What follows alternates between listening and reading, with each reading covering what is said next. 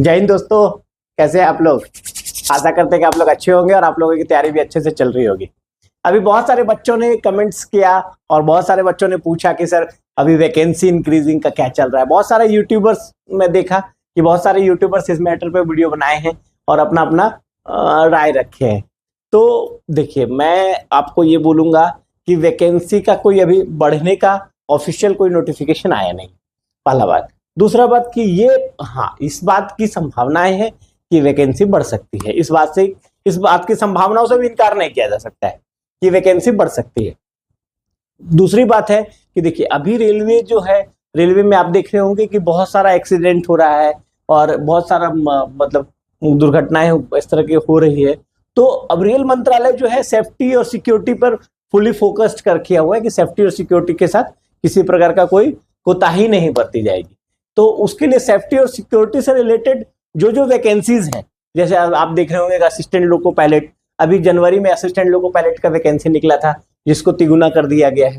फिर संभावना है कि टेक्नीशियन की जो वैकेंसीज है उनको भी बढ़ाया जाएगा।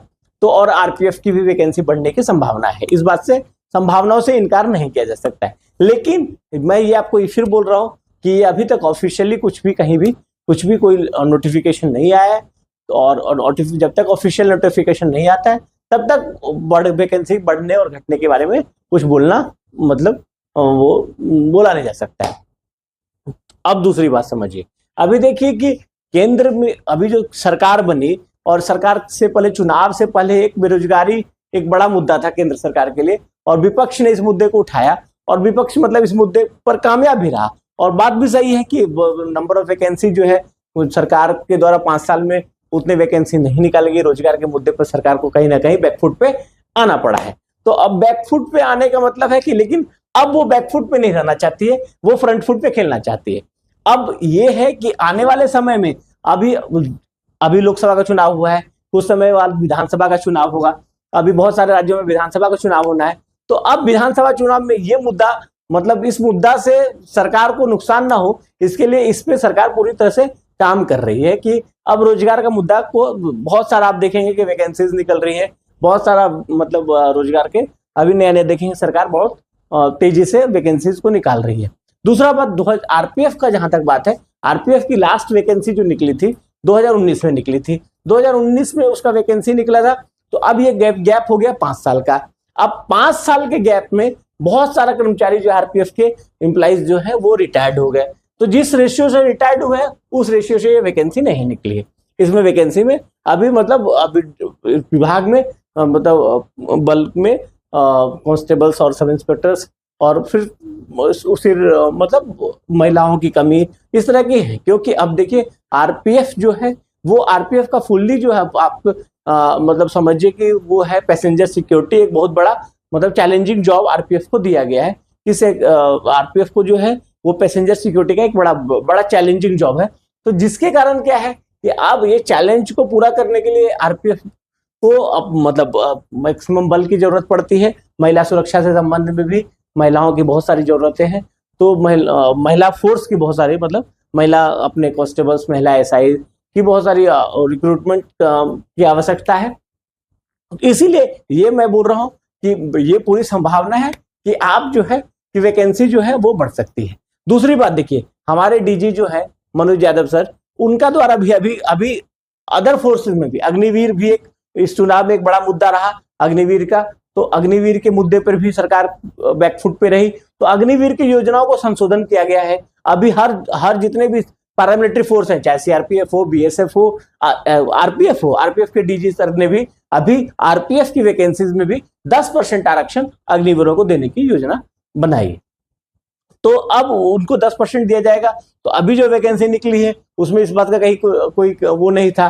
तो इसका मतलब है कि 10% इंक्रीज करेगा वैकेंसी, उनके लिए 10% इंक्रीज कर रहा है वैकेंसी।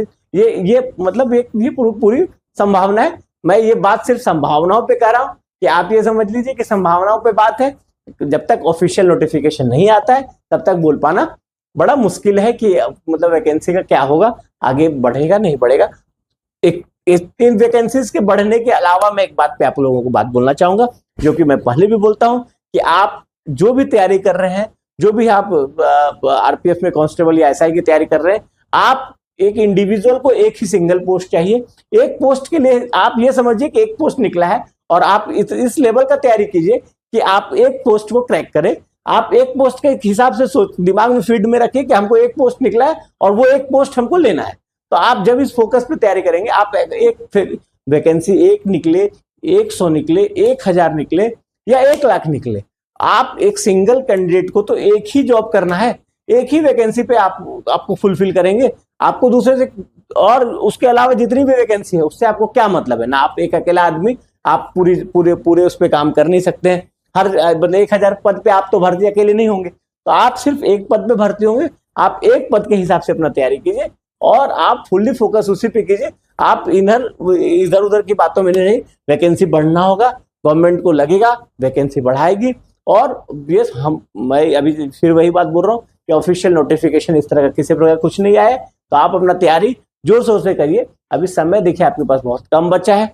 और मतलब मैं फिर से वही बोलूंगा कि आरपीएफ में जो है आप रिटन की तैयारी कर रहे हैं, और रिटन की तैयारी के साथ साथ क्योंकि आरपीएफ का फिजिकल बहुत टफ होता है, फिजिकल एक अच्छा मतलब टफ होता है, तो आप उस फिजिकल की तैयारी भी अभी से लगातार कीजिए और मतलब धीरे धीरे अपने स्टेमिना को इम्प्रूव कीजिए, और जिससे कि आप अपने जब फिजिकल होगा तो उसमें आप क्वालिफाई कर पाए।